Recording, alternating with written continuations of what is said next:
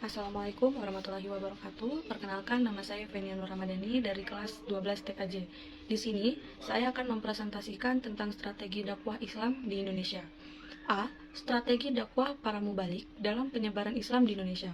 Pengertian strategi menurut Kamus Besar Bahasa Indonesia adalah ilmu dan seni memimpin bala tentara untuk menghadapi musuh dalam perang dalam kondisi yang menguntungkan sebagai komandan. Ia memang menguasai betul-betul seorang perwira di medan perang. Rencana yang cermat mengenai kegiatan untuk mencapai sasaran khusus. Strategi yang digunakan oleh para penyebar Islam pada masa awal di Indonesia adalah: pertama, perdagangan. Para pedagang Muslim dari Arab, Persia, Gujarat, dan beberapa wilayah lain datang ke Indonesia untuk berdagang. Melalui perdagangan ini, mereka juga memperkenalkan ajaran Islam kepada masyarakat lokal. Banyak pedagang yang menetap di kota-kota pelabuhan seperti Aceh, Malaka, dan Gresik, sehingga memungkinkan Islam untuk menyebar lebih luas di kalangan masyarakat. Yang kedua, ada perkawinan. Islam di Indonesia tidak lepas dari hubungan perkawinan antara wanita Muslim dengan keturunan raja atau bangsawan lokal. Hanya saja, putra raja atau bangsawan harus memeluk Islam terlebih dahulu. Begitu pula sebaliknya, perkawinan terjadi antara seorang mubalik dengan putri raja atau bangsawan.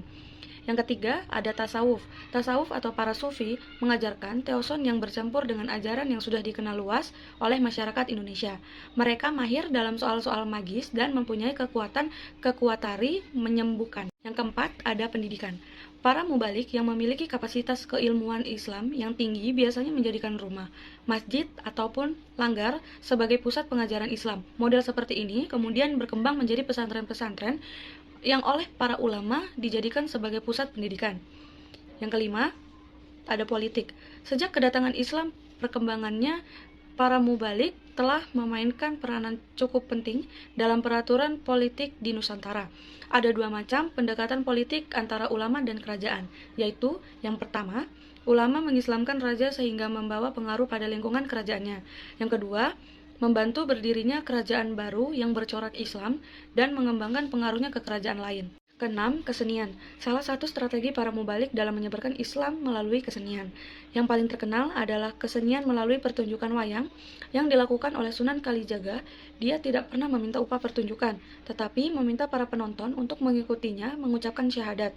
Sebagian besar cerita wayang dipetik dari cerita Mahabharata dan Maravana, tetapi di dalam cerita itu disisipkan ajaran dan nama-nama pahlawan Islam. B. Dakwah Islam di Indonesia.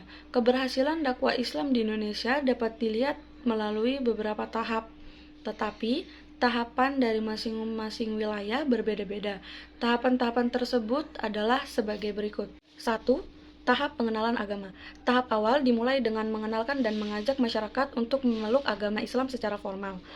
Pada tahapan ini, dasar-dasar Islam